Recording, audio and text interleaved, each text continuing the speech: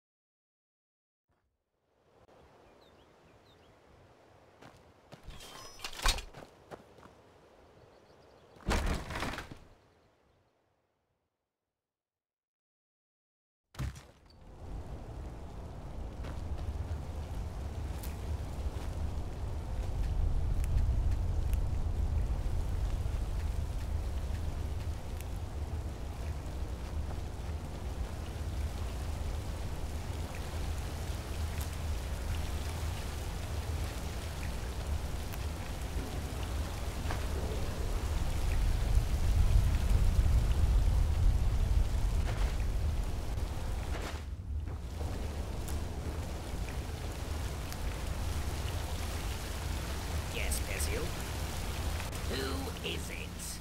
What business does it have here? Does it know me by name? I only know it by heart. Skiel the Grey, they call me, but you can call me Horace. As for you, you are the one they call Pesiel the Pink. That is what I should know. That is my business.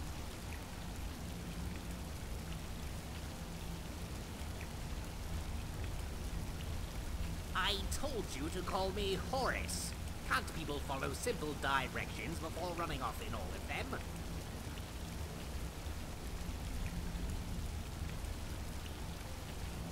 them? That's a bad question. A better question would be why they no longer call me Skiel the Blonde. Great question. I'm glad you asked. It must be the hair. Once upon a time, my hair was the color of the sun in old paintings. Then it was grey. Then it fell out.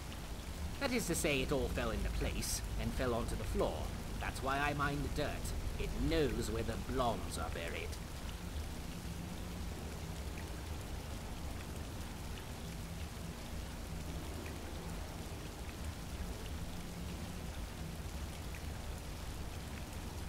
Heard about you and your honeyed words. You'll catch a lot of flies that way. Right in the mouth, just like a frog. That reminds me of Glenmar the Green. He was a powerful frog knight until some harlot kissed him and turned him into a weakling. That's a bad question.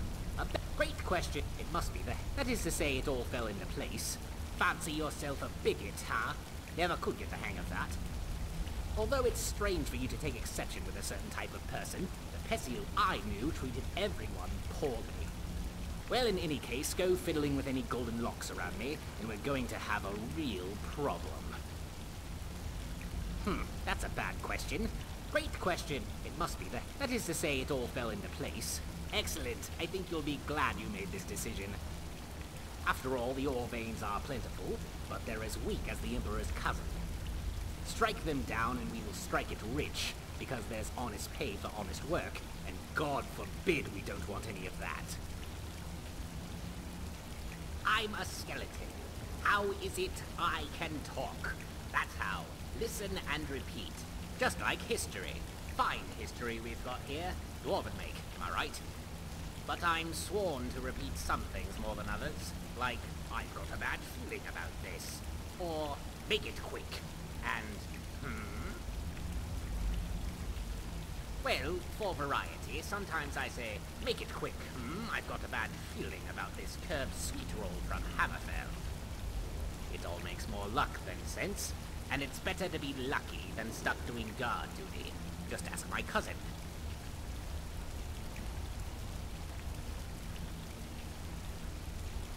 Yes, at first I thought it would be easier to learn by mace, but a guard gets nervous when you approach with your weapon drawn.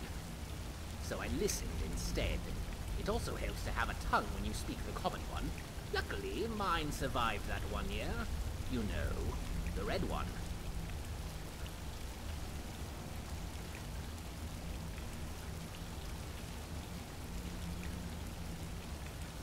Precisely. Wait, 2 centuries? Has it been that long since I've been to the Cloud District? Must have had something to do with that curse. Someone cursed the day I was born once, but a lot of things happened on that day, and now they're all damned. This particular curse was hurled at me when I was applying to be a court... what's that thing called? With the robes and the beards. No, that's not it. Not enough bells on their hats. In any case, I was applying to be a court... something or other. A significant other, perhaps. Significant given the time. There was a sprinkle of bloom dust in Morrowind, but I knew my act in a warm fire would get that chill out of the air. Well, specifically, I would juggle 3 fireballs. Then I would fling them over my head and swallow them one by one as they fell. Then I would make a face, as if I had ingested something incredibly hot. Then rush over to a flagon of water and douse it on my head.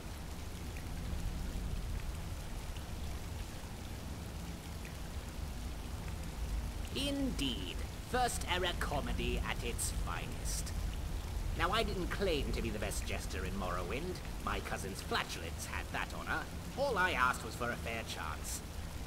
Thus, I was lucky to be standing on the crenels of Fort Pelagiad, when a great belch could be heard in the distance, and stars rained from the sky. I witnessed so much chaos. Houses on fire, heads on fire, people running into each other, that sort of thing. I lost half my face, too. Hilarious!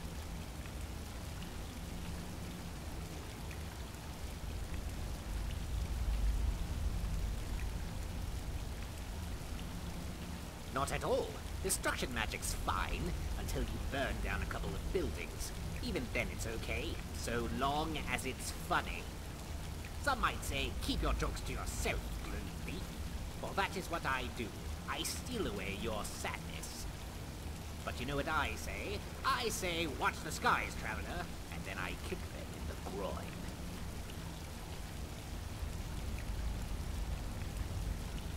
That's hard to say. I used to be mortal, but I prefer not to be. Lightly boned means light on my feet. I like that. It happened after I was chased out of Morrowind for making everyone laugh, and I lost half my face in the process. Well, they say everything in Tamriel flows to Blackmarsh. I'm in everything, so I flowed there. Sloth Point, I think they called it. Twisted trees, a matrix of vines, flying pieces of black grain. So I knelt down by a particularly gruesome tree, took off my boots, and let my feet fight the air for who smelled worse. Then I took a nap. The last thing I remember before waking up was the wind swinging through my toes, then nipping at them, then eating them. A conjurer woke me up just as the flesh flies were making dinner out of my heel. I said, "Hail, summoner, conjure me up a warm drink, would you?" Instead, he just rifled through my tunic and ran off. I hope he wasn't planning any thievery, as he would have been vastly disappointed.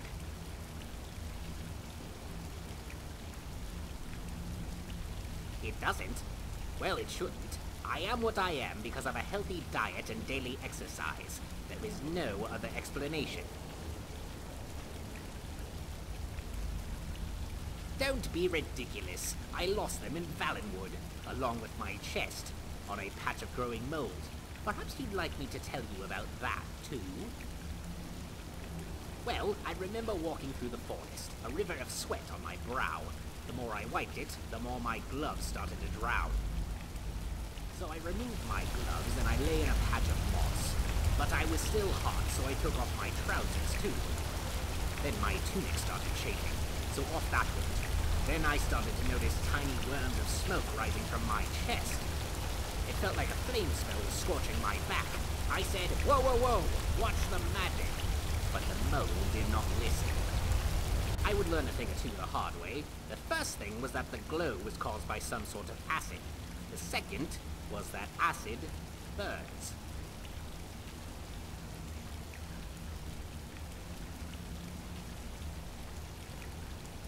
I've got a lot of respect for the Restoration School. Skyrim could use a lot more valid schools of magic. But if I were a healer, I would have healed my head, instead of tumbling head over heels. Somersaults are my trade, and cartwheels. By Ismir's eyebrows, I do love cartwheels.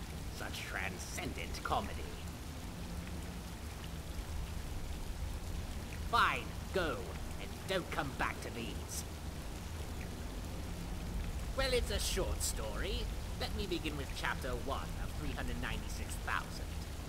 It all began when I was lying about in a cave, minding my own business plan to start an underground schooner operation. The first few weeks it was doing rather well, but I had to keep my eyes open because I knew the orcs would swoop down at any time. Indeed, they take to mining like stormcloaks to bigotry, and sure enough, they came. Given I was outnumbered, I decided to play dead, which is usually a dead giveaway that someone had died. Namely, me. In fact, one of the orcs marched right on over to me. I thought he was going to disrespect the law, and disrespect me. Only he casted his fancy magic somewhere else, right into the order pocket. It turns out he wasn't trying to kill me, he was trying to make me rich. Because when he chipped at the vein, out came diamonds. But then the sneak thief tried to keep the gems for himself. Didn't make an oyster of difference when I leapt up and scared him.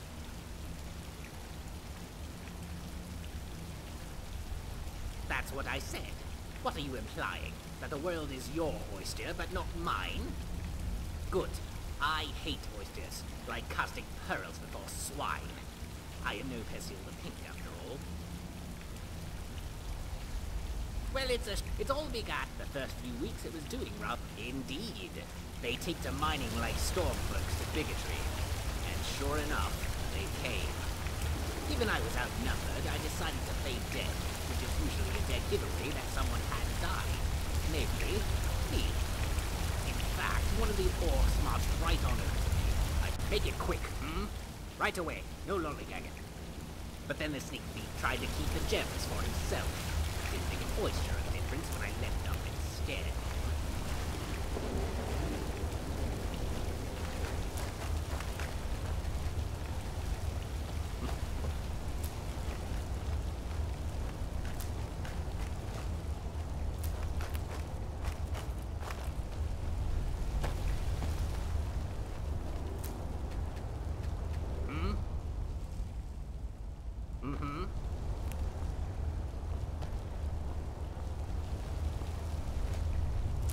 I like elven blades. Nord steel just isn't good enough for me.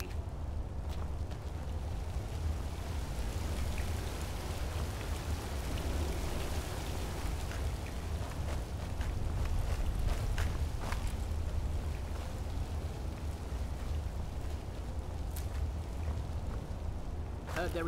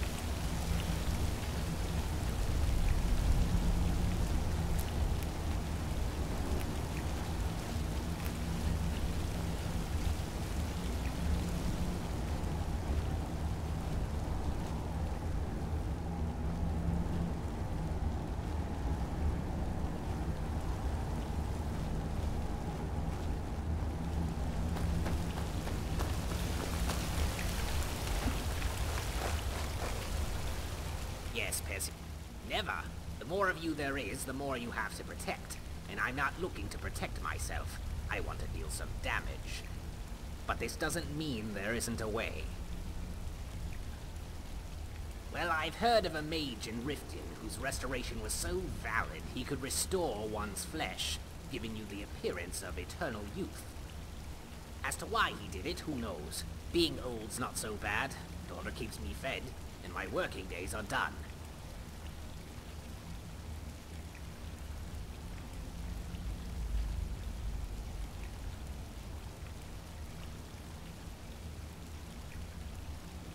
How should I know? The guy who said the rumor. They're his words, not mine. I suppose I could tell you, Percival, but then you'd just forget. I'll mark it on your map. It remembers everything.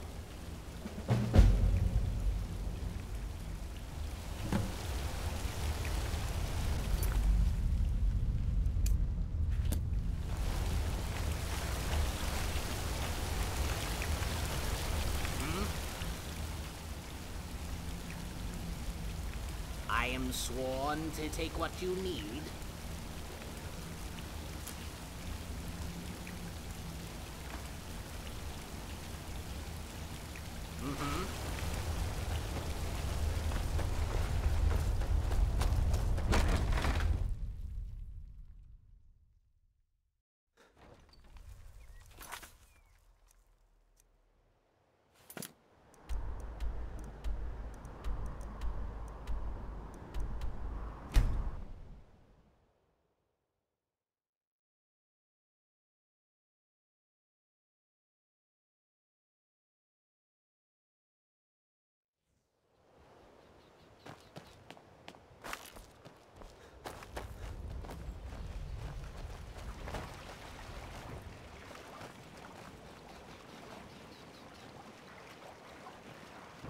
Looking to stay alive.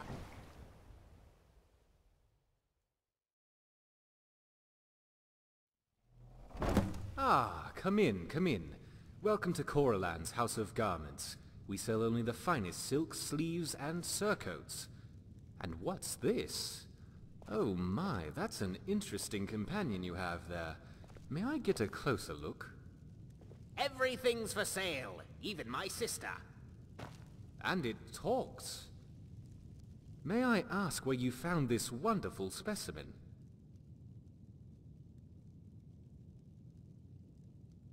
Mining rock.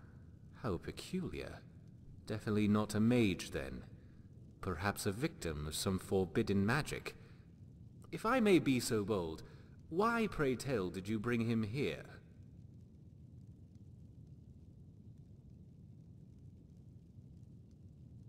You've come to the right place, traveler. I may be a humble tailor, but I know a thing or two about magic. Actually, I know about 2,000 things. Yet in all my years, I've never seen a person manage to move around naked.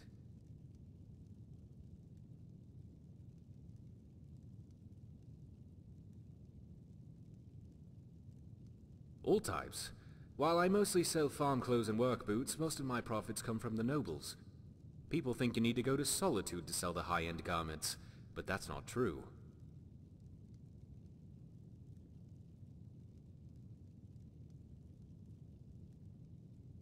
Simple. There may be half as many customers, but they buy twice as many clothes. Why? Because this city is incredibly filthy, and fancy threads in particular aren't made to handle it. And the tougher the stains, the more likely people will buy clothes instead of washing them.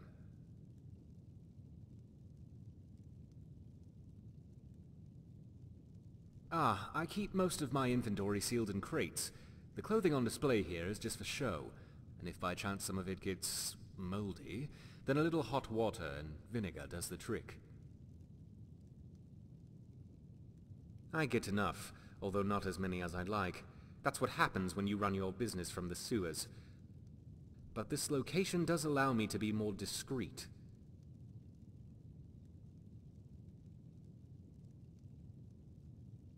No, unfortunately. There are so many bizarre magics in this world, and even more ways to use them. But it's clear to me that if he can walk and talk, he must have a soul of some kind. That's a very important distinction. Back in the Somerset Isle, I trained as a master healer for many years. In fact, I'm not that well versed in conjuration. No, quite the opposite. Well, we're all just skeletons underneath. The flesh is our fabric. The muscles are like belts. Come, this way. You two must see my collection. Now, in the beginning, I wore only Altmer.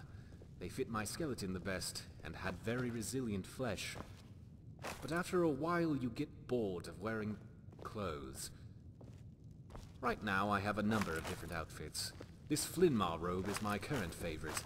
Good for the winter chills. Move somewhere, and I prefer to travel light. I was wondering then if your companion would entertain a trade. One of my outfits for his. But I'm sure you have questions first. No more than a fur coat is still a bear. Sure, they breathe and sweat like living persons, but their consciousness is dormant. That's because as part of the tailoring process, I've removed their original souls. Rest assured, they are vacant clothes. It's a rather simple twist on a very old spell. Do you know how black soul gems are made?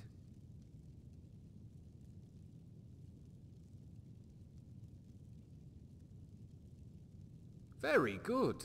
You're quite knowledgeable. Every 8 days, a strange and wondrous light is brought down upon the altars across Tamriel. Harnessing the power of this light, a soul trap is cast on the gem. But we don't want the soul, we want the flesh. And for that, restoration is the key. We restore the body, keep it on the brink of death, but long enough to fool the soul to take flight. This is how my wardrobe is made, through the sheer power of healing. And if I want to wear this new piece of clothing, all I have to do is take off my current attire. In fact, why don't we do a demonstration?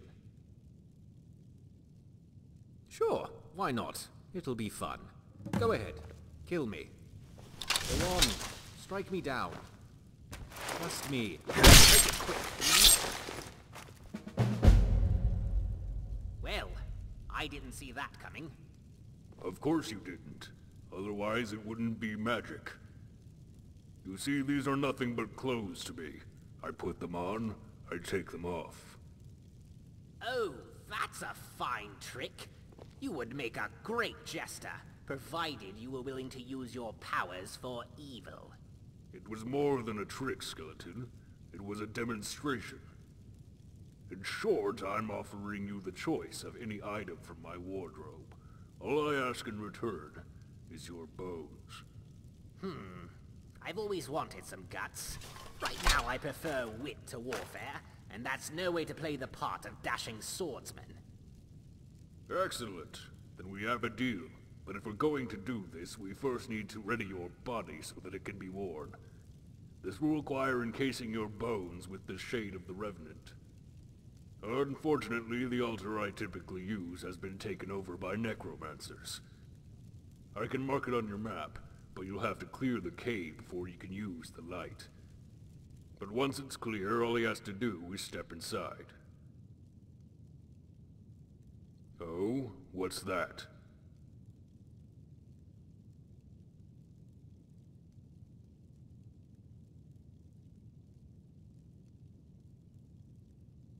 That's awfully selfish, don't you think? He did agree to the deal after all. I think it's best you head on over to that cave.